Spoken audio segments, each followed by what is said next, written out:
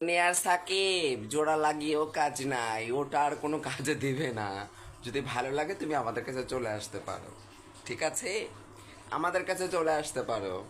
বহুত তো হিজড়াদের নিয়ে চেটকিয়েছো ভেটকিয়েছো, হায় হায় হায় এমন এমন করেছো, মনে নাই? হ্যাঁ, আর শিখাও একবার বলেছিল, তা সত্যিই করে দিল, তোমাকে হিজড়াই করে দিল। ভালো, চলে আসো, সিট খালি আছে।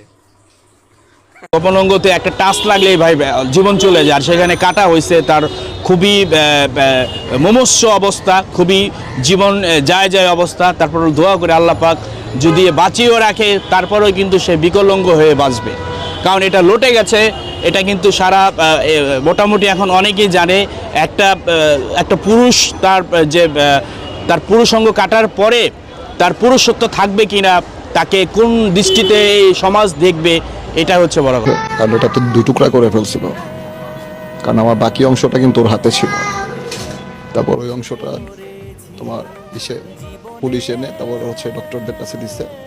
ডক্টররা পরে এটা হচ্ছে রগের গোড়ায় গোড়া জয়েন দিয়া তারপর হচ্ছে এটা সেলাই করে দিচ্ছে, সার্জারি করছে। তারা বলছে যে 2 সপ্তাহের মধ্যে দেখবো জোড়া লাগে কিনা, আর 3 মাসের মধ্যে দেখবে পারফেক্ট হয়েছে কিনা। আর যদি না হয় তাহলে আর কিছু করতে পারবে না তারা।